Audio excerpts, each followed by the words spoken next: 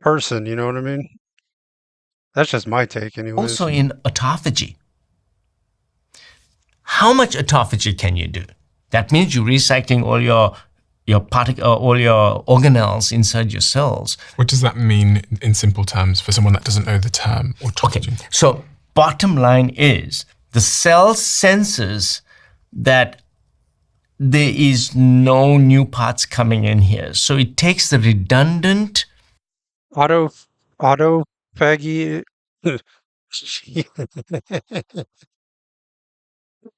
What the fuck? Auto, ah, auto, auto faggy. Okay, maybe I'm saying it wrong. Maybe it's auto faggy, but that's auto faggy.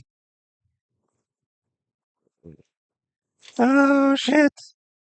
Okay, auto faggy is your body's cleaning system. It breaks down old cell parts and recycles them to keep you healthy. there's a there's a new word I learned. Autophagy. Jesus Christ. Oh my gosh. It's crazy. Organelles inside the cells and breaks them down, Autophagy. packages them up into these little packets and exports them out of the cells. So these cells, all your cells in the body, now are functioning at a much more efficient level. So Jeez. mitochondria also have autophagy. So you're getting new mitochondria, you're repairing your mitochondria, and you know it's all about mitochondria, right? Your energy, mitochondria are those organelles inside each cell. And we just think of them as only an energy source that, oh yeah, my mitochondria, they make ATP. That's not the whole story.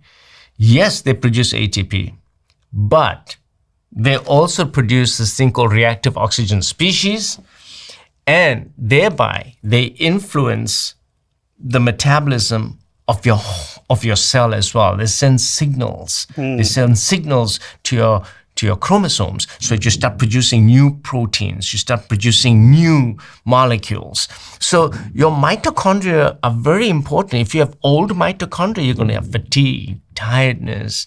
But when you get mitophagy, one reason why you feel so good after a fast, because you have new mitochondria, they are much more efficient in producing ATP and less reactive oxygen species. So you have Huh. mitophagy, recycling of your parts, cellular function improves. Toxins get out of your cells as well. Toxins. Do you think there's a preference Why does he sound so happy talking about this? I mean, I understand.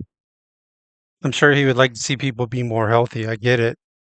It's just kind of weird that he's just like so excited. I mean, maybe he's just passionate, I guess, or about a it. best exercise for heart health? Like if you were going to say, Stephen, to make, I think my family has a history of heart-related issues. One of my uncle died from a heart attack. So I'm very aware of my own susceptibility to heart-related illnesses. I think there's other people in my family that have heart-related issues as well. Is there a particular exercise that is best for the heart? Because I'm guessing resistance training, i.e. strength training, might not be the number one recommendation for good heart health. You mentioned HIIT. I'm wondering if that's... Yes. So I'm just going to tell you, broadly speaking, what I see in my practice. I see that people who overly do aerobic activity, that means they cycle 100 miles a day, or they're running on their treadmill for 2 hours at a time every day, or they're doing a lot of marathon training all the time, they actually end up with more inflammation in the body, and they end up with more coronary artery disease than patients who do short sprints and patients who Yeah, do that makes sense because I've seen that's why you got these athletes that are like 40 years old dropping dead of heart attacks. I've seen that.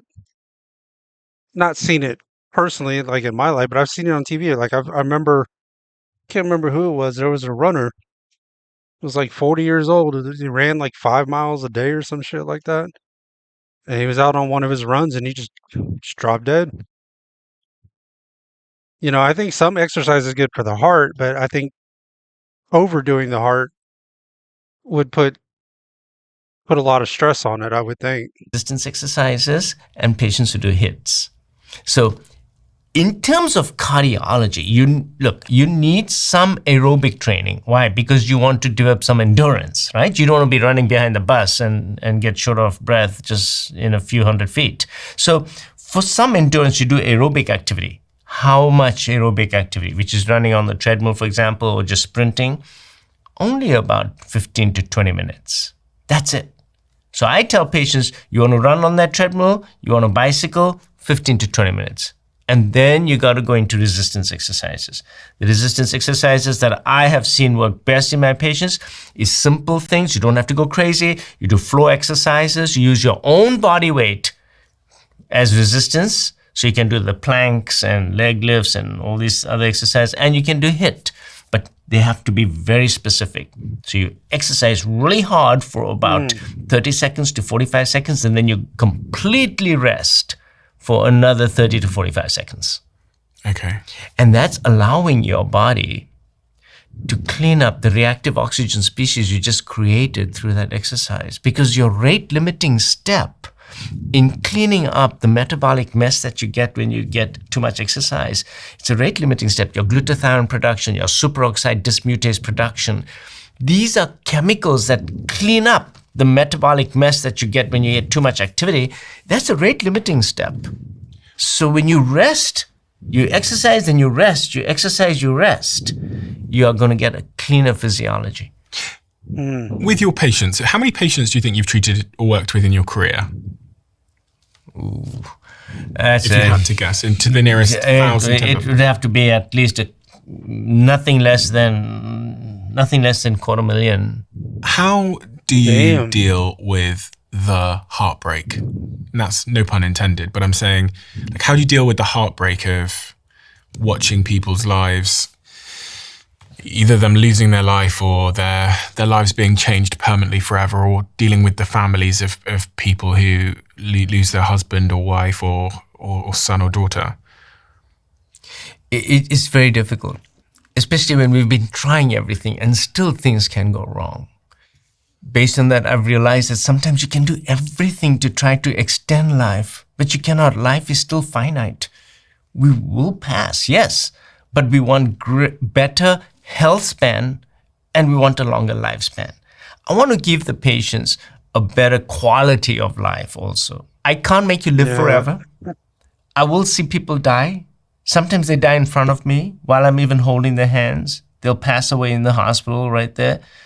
But what I do want to do is to give them a quality of life until then that's going to change. And in all this education, it's all so that you can live an optimal life and then pass away just like that. Have you seen many people that made all the right decisions? They were healthy, they had a good diet, they were doing exercise, and they still end up passing away on your hospital table because of heart-related illnesses? Yes. Can you give me one such example? Typical example, a fellow in the 60s, his coronary calcium score was over 1,000. So that's a CT scan that we do, and it looks at calcium on the arteries of the wall. So all this plaque that you showed, this now yellow he's stuff, talking about all that has calcium in it. Now he's getting deep. So the more calcium you have, the more plaque you have. So he had a calcium score of over 1,000. So sit down and talk with him and say, okay, so tell me, why do you have all this calcium? No diabetes, no high blood pressure. Doc, I don't even drink. I don't do anything. I don't smoke. I exercise regularly. I go to the gym. And then the question is, why do you have all this coronary calcium in your coronary arteries now? And it turned out that ever since he was a kid, he had a bad microbiome. And in him, I found that was the reason why he got it. So he was shocked. When he left the office, he was totally shocked because he thought that being constipated and having a bowel movement every 3 or 4 days is just normal because it was always like that for him. Until I dug into it and found out that he's actually got a lot of GI problems. And that's what probably caused him to have inflammation, and that's what's probably caused him to have coronary artery disease. That's why it's got Wow. all this coronary calcification. Yeah. So let's talk about the gut microbiome then. You mentioned earlier that that's